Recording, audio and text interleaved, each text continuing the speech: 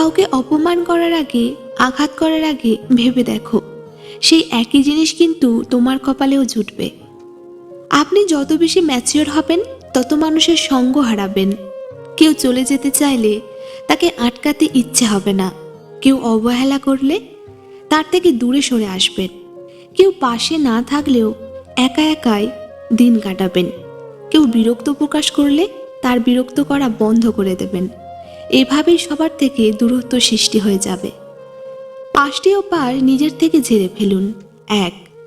অন্যের দয়া কামনা করা। 2. পরিবর্তনে ভয় পাবেন না। 3. অতীত নিয়ে পড়ে থাকবেন না। 4. নিজেকে ছোট মনে করবেন না। 5. কোনো কিছুতে অতিরিক্ত চিন্তিত হবেন না। কাউকে মনের ক্ষতস্থানটা দেখাতে নেই, কারণ মানুষের কাছে মলম না থাকলেও ছিটানোর জন্য লবণ থাকবেই। সবার থেকে ভিন্ন হওয়াটা খুব খারাপ কিছু না। এর মানে তুমি নিজের মতো থাকার সিদ্ধান্ত নিতে যথেষ্ট সাহসী। সম্পর্কটাকে সুন্দর করতে চাইলে, সুদীর্ঘ করতে চাইলে প্রিয় মানুষটিকে সময় দাও, মিথ্যে প্রতিশ্রুতি নয়। জীবনে কিছু মানুষ খুশি দেয়, কিছু মানুষ শিক্ষা দেয়।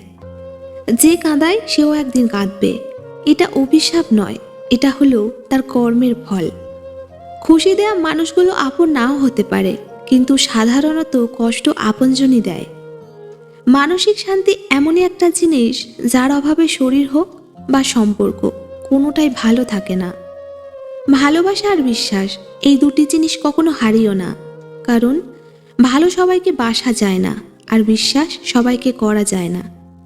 কারোর ভালোবাসা পাওয়াটা ভাগ্য, আর ভালোবাসার মানুষটিকে জীবনসাথী রূপে পাওয়াটা সৌভাগ্য। সে আমার ভালোবাসা চাইল, প্রয়োজনে সঙ্গ চাইল, বিপদে সাহায্য চাইল, অথচ আজীবন আমাকে পাশে চাইল না।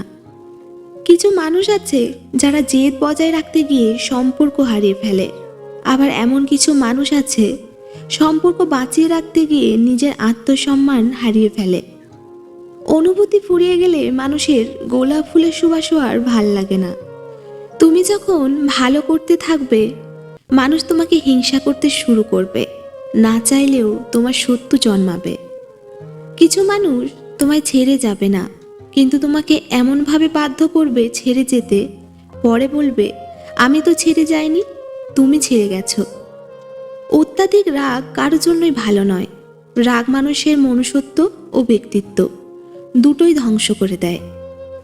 জীবনে যে বিষয়গুলো নিয়ে আফসোস করবেন না। 1. জীবন থেকে কেউ চলে গেলে আফসোস করবেন না। মনে রাখবেন, রব যা করেন ভালোর জন্যই করেন। 2.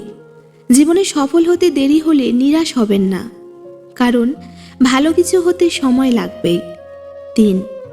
অতীত নিয়ে কখনো আফসোস করবেন না, কারণ চাইলেও তা পরিবর্তন করতে পারবেন না। সম্ভব হলে ভবিষ্যৎ নিয়ে ভালো কিছু করার চিন্তা করুন। মানুষ এমন একটা প্রাণী যাকে বিশ্বাস বা অবিশ্বাস কোনোটাই করা যায় না।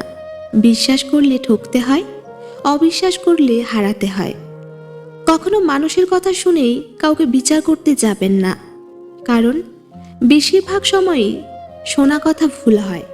তাই যতটুকু সম্ভব অপর মানুষটাকে দোষারোপ করার আগে তাকে বুঝতে শিখুন, তার প্রতি সহানুভূতি হন। কাউকে ভুল বোঝাটা খুবই সহজ, কিন্তু কাউকে বুঝতে পারাটা কঠিন। আপনি কাউকে ভুল বুঝে এমন কিছু বলে ফেলবেন যা অপর মানুষটা কখনো ভাবতেও পারেনি।